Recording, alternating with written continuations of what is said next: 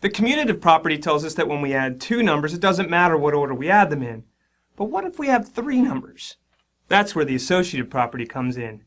Now, once again, I'll start with an example. We'll add up some hats, but unfortunately, I'll need three types of hats, and I only have two hands. Got another place to put some hats. All right, so we'll start by putting some hats on my head there. There we go, floppy hats on the head. How's that look? Look good? Thank you. Got the fuzzy hats here, and I got some ball caps. So I got 5 ball caps, 3 fuzzy caps, and 2 of these floppy hats. How many hats do I have? Well, I could start off by counting the hats in my hands and then tacking on the 2 here on my head.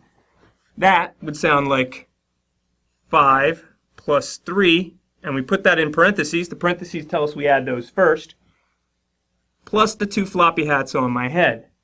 Of course, that's not the only way we could have added them up. We could have started, well, got the 5 caps over here, and then these 3 plus 2 fuzzy hats and floppy hats over here. And that would look like this: 5 plus the combination of the 3 and 2. And again, the parentheses tell us we add those 2 first. Now, of course, it doesn't matter what order we add all the hats in. We're going to end up with the same number of hats. So these two have to be equal. I'm going to take this is ridiculous. I'm going to take this off. Pop this one on. There we go. My alma mater right there. Now, there's nothing special about 5, 3, and 2. We can do this with any 3 numbers, and we'll use variables to show that. We take the 3 numbers A, B, and C, and we add A and B first, and then C. We're going to get the same thing as if we started off with A and added that to the total of B and C.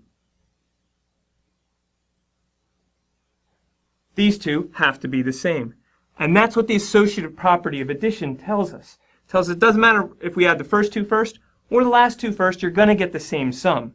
And what that means is we can get rid of these annoying parentheses and just write A plus B plus C, because it doesn't matter if we add the first 2 first or the last 2 first.